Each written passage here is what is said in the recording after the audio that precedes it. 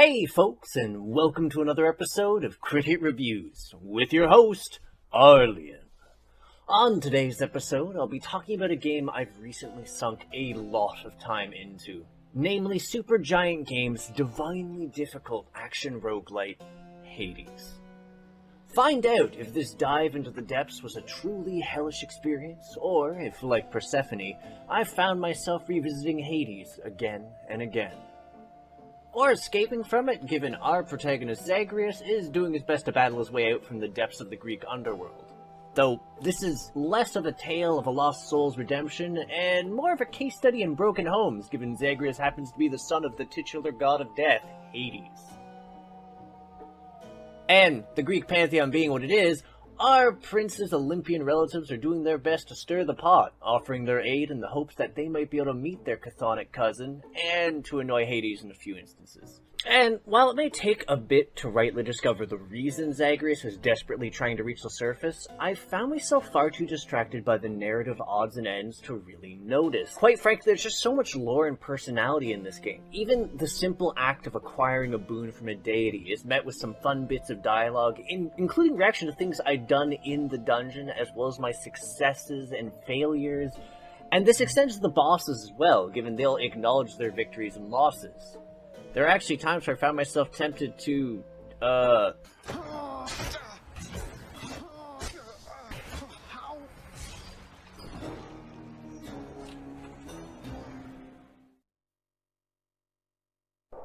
shit, here we go again. return. If only so I could give one of the characters a gift, or just chat with them to further the story arcs.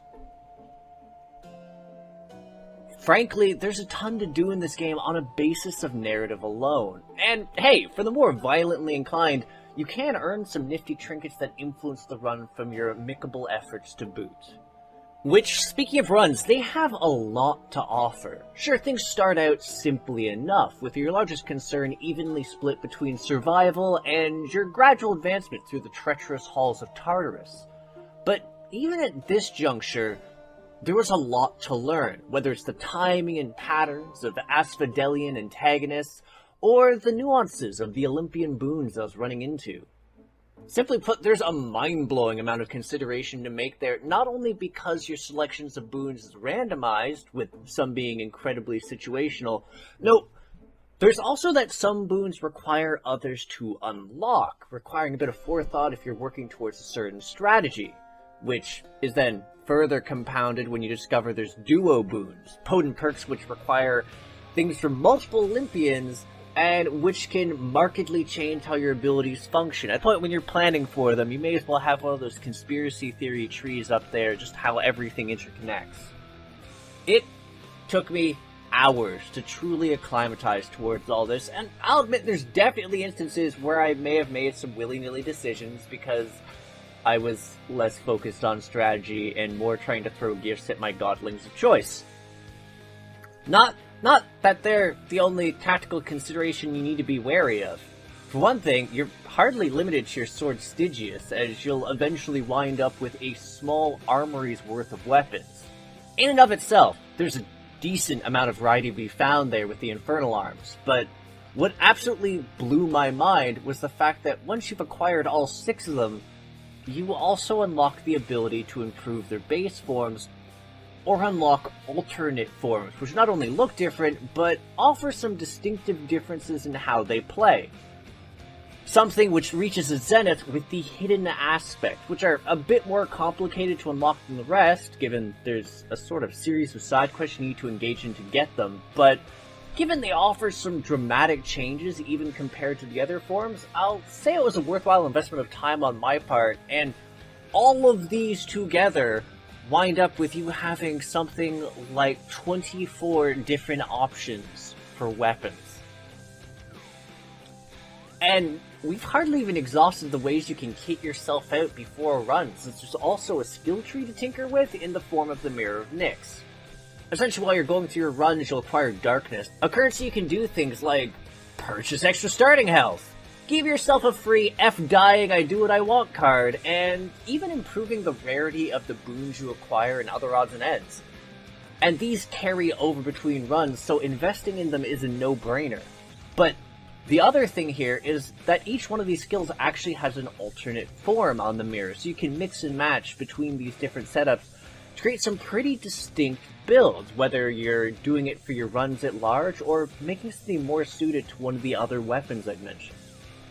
Plus, there's also the trinkets I mentioned back in the story segment. These things also provide some pretty nifty advantages.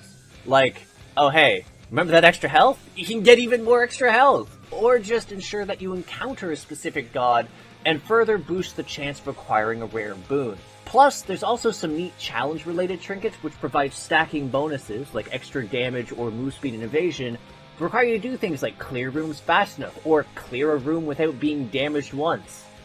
They're neat stuff and definitely help round out your repertoire.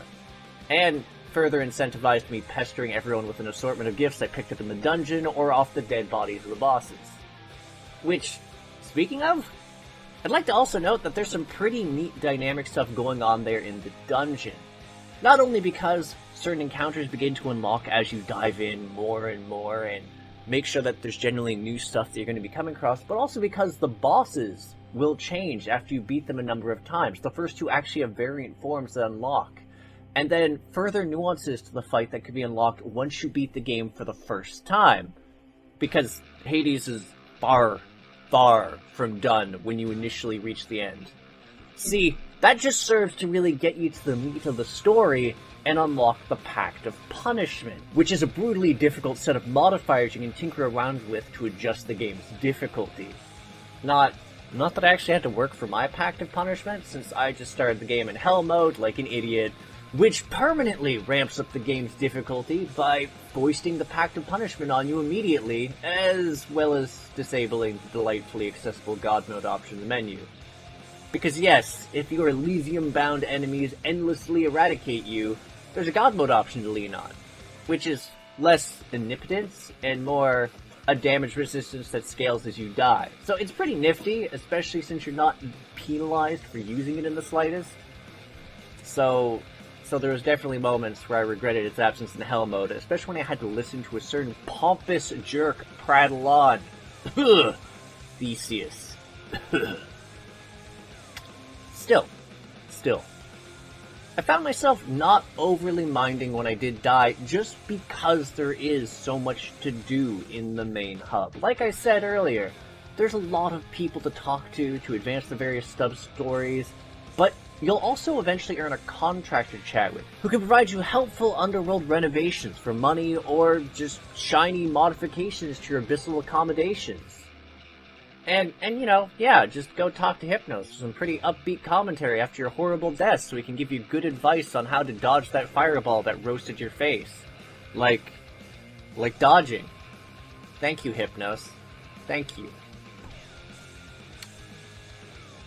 Moving on, when it comes to the game's visuals, I'll just admit an immense fondness. Everything in it is just so lovely to behold, and the care and craft put into everything made it surprisingly rewarding to mess around with the cosmetic upgrades at the house contractor.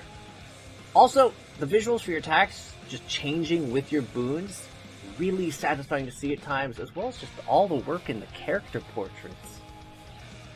And it hardly stops there either. The sound design is amazing. The music was enough that I just sit there and basking at times with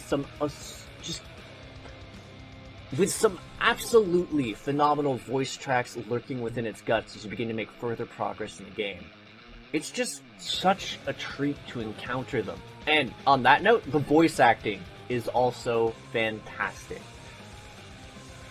Whilst I sometimes find myself skipping through dialogue in other games, I would consistently stop to listen for them for the crux of the time here, even when I was in a hurry, in part due to how well the game fared at avoiding repetitive dialogue.